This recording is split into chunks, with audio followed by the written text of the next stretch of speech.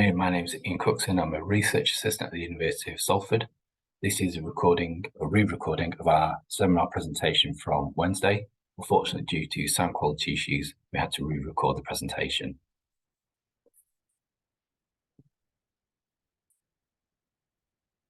So just to reiterate, on the day I presented our findings from our research, and then we had presentations from TFGM and from Dr. Ave Lezard of the University of Salford, and then Ben Andrews joined us for the Q&A.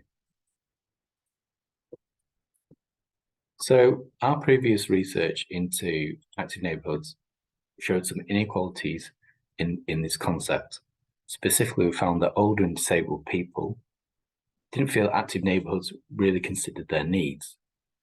So we decided to look at their needs at the neighbourhood level and how this concept of active neighbourhoods could be developed with them in mind, looking more broadly than just at walking and cycling. There are various conceptualizations of what a neighbourhood is, and popular at the moment is the idea of a 15 or 20-minute neighbourhood area that contains everything we need to live, or it includes public transport links to amenities that don't fall within that 15 or 20-minute walk. And within Greater Manchester, TFGM has a Streets for All strategy, where streets are designated as either motorways and strategic roads, connect roads, high streets, destination places, or active neighbourhoods. So here we focus on that active neighbourhood that is part of that Streets for All strategy, but is also a more widely used solution across the UK. Sometimes it's referred to as a low traffic neighbourhood, or LTN, but an active neighbourhood is a relatively small geographical area that employs certain features to try and reduce motor vehicle traffic, particularly rat running.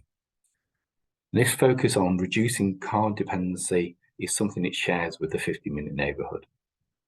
By closing some routes, people from outside the area are discouraged from driving into the area as they can't drive directly through. And similarly, those who live in the area are discouraged from making short trips by car because the routes are now longer. Reducing motor vehicle journeys results in more social interactions, which results in more walking journeys. This has been demonstrated in the research on this slide by Gator-Slavin from 2013.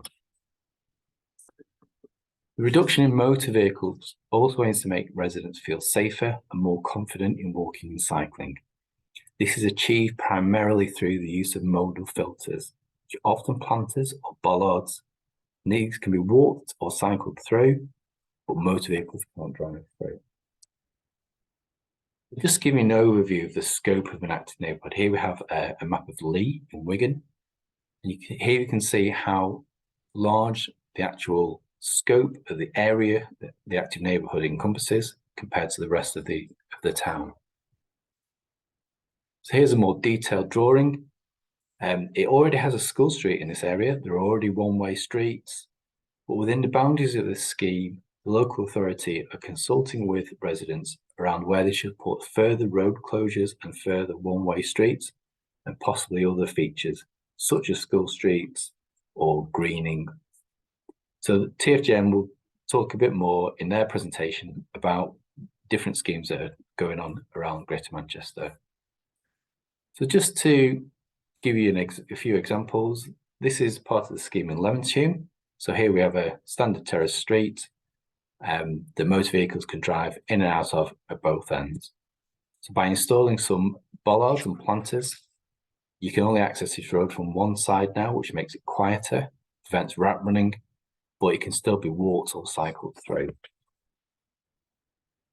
This is part of the scheme in Beswick, and again, typically, standard junction with quite wide radii, so traffic doesn't have to slow too much to drive through.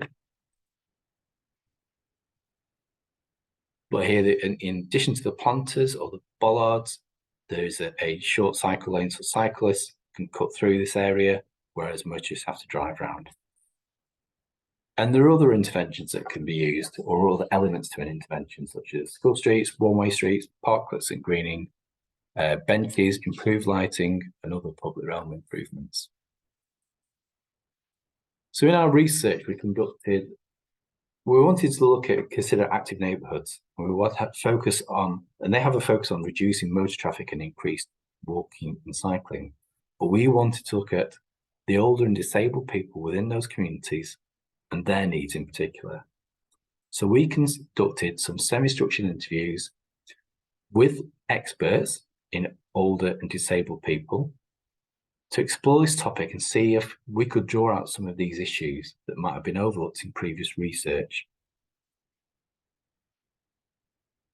The first thing we found, and this is really key, was that people want to be sociable.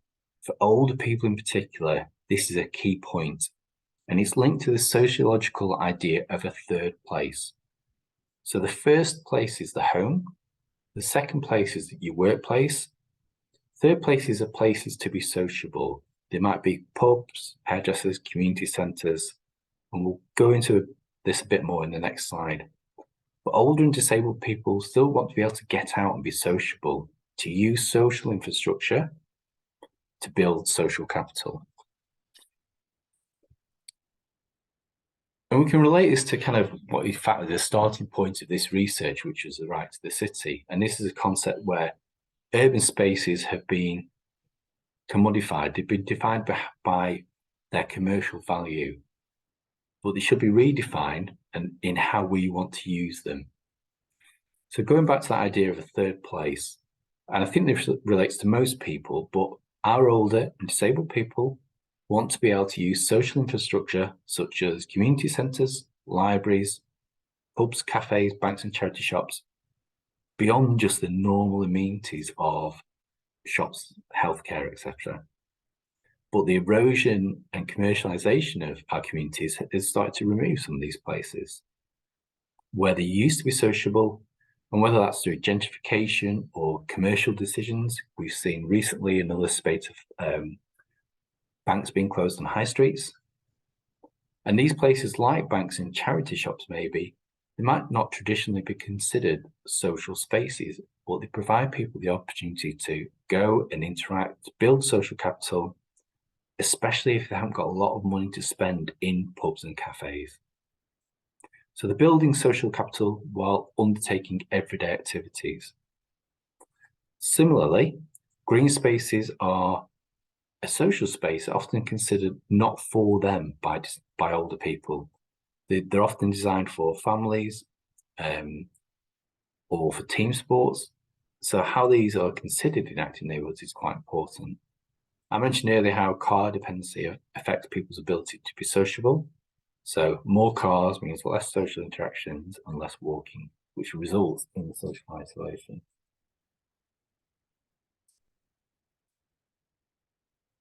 The second theme really emphasised this issue that older and disabled people face in their everyday lives. Our experts highlighted the number of barriers people face when simply moving around their neighbourhoods. This has come up in our previous research in active neighbourhoods. We've been able to delve a little bit deeper into this. So to have social interactions, we need less motor traffic, but we also need to have spaces and places to go and be sociable. There's also issues of people with mobility issues needing benches and toilets. So public realm improvements are an important part of this development of active neighbourhoods. So what do we mean by accessible? So above all, our older and disabled residents need neighbourhoods to be walkable. In the introduction, I outlined how high volumes of motor traffic can reduce social interactions and walking. But it also means that pavements need to be maintained. We need to challenge poor parking and excessive speed. Anything that makes walking more difficult and even fear-inducing for some. So we know pavement parking has been consulted on, and this can affect the mobility of older and disabled people. So enforcement is a key part of that. Older people often have to look down for trip hazards. Blind and visually impaired people have challenges with overgrown foliage, and cafes that were given extra pavement space for outdoor seating in the pandemic have created further trip hazards. So this leads us to start to question this idea of a 15-minute neighbourhood as a concept. 15 minutes walk is hugely different for different people, particularly as our population ages. So 15 minutes for a young, able-bodied person It's very different to 15 minutes for me. It's very different to 15 minutes for an old person. Somebody said that 15 minutes for some people might be the end of their road. It might be their garden. So you start to question whether that is a useful concept. Cycling as mobility, many saw it as something that cycling is something that can aid mobility, but lack of opportunities and promotion of cycling means it just doesn't register with older and disabled people. So I really had to tease out some of these thoughts around cycling because it just wasn't on the radar. So in addition to providing the built infrastructure of active neighbourhoods, we also need to see bicycles, adaptive bicycles, non-standard bicycles available. We need training and support available as well. So this again is this wider consideration rather than just thinking about reducing motor vehicles or providing cut-through for cycles or building infrastructure for people who currently cycle.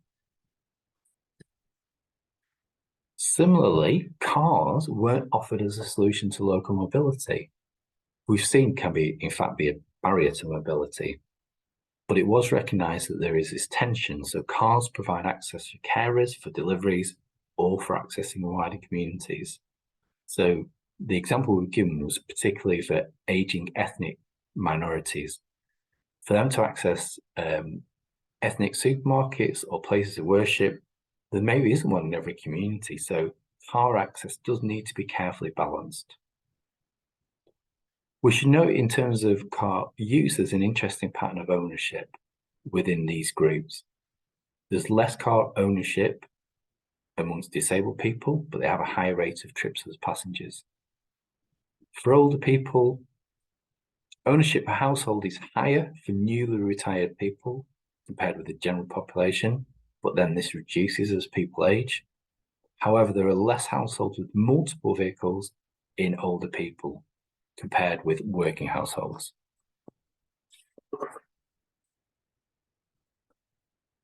And then this is the final theme, and this is a frustration really around the consultation process, but people were able to offer a lot of solutions as well. And this is mirrored in the Right to the City work. Any schemes that aim to offer solutions for one marginalised group shouldn't create inequalities elsewhere, as this quote illustrates. Hence, need to include the voices of marginalised groups. So the feedback around consultations was the voices and the lived experience of older and disabled people should be front and centre. Many felt that harder to reach people were able to have a voice, and yet their lived experience can be crucial and can actually help avoid issues later, potentially saving time and money. Ideally, the standards that are used should have some input from these groups and then used centrally as best practice to inform design and consultation. So standards such as LTM 120, and this is tricky because we do want local authorities to be consistent, but the questions raised around some of these standards, and could those people with lived experience help develop those so that they're enhanced? The challenges in delivering effective consultations. So local authorities, we know, have huge issues with budgets and in running consultations. It's felt they're forced to consult with the larger social groups, larger demographics, and that groups such as older and disabled people or other hard to reach groups aren't able to access consultations. So in order to address some of these challenges, we should be striving for more collaborative processes, schemes that are co-produced by all residents, including older and disabled people, local authorities, councillors, and businesses. It's recognised that businesses are important within our local communities, as we saw earlier in the discussion on sociable spaces, so we shouldn't be demonising them. We should also aim to support local councillors in hearing everyone's voices and not just the loudest. Further issues in current practice, particularly during the pandemic, this reliance on online consultations. Not everyone is digitally literate. But beyond that, can people actually get to consultations physically? Are the materials usable? Can we provide alternative materials such as tactile maps? Within our research, we found that older and disabled people desire three key elements in order to feel active neighbourhoods meet their needs. The social infrastructure is desirable, the accessibility element enables the sociability, and to a degree vice versa. The sociability can be dependent on the amount of motor traffic, which deters social interactions and in turn deters walking within neighbourhoods. But clear and good quality pavements are central to movement. Additionally, the old and disabled people want to see more supporting elements such as benches, toilets to extend the 15-minute neighbourhood. Cycling needs to be promoted and developed so that older and disabled people have the opportunity to use a mode of transport that can massively aid mobility. As our population ages and pressures on the NHS increase, having an active population is increasingly important. The collaborative design that the needs of older and disabled people are considered is integral.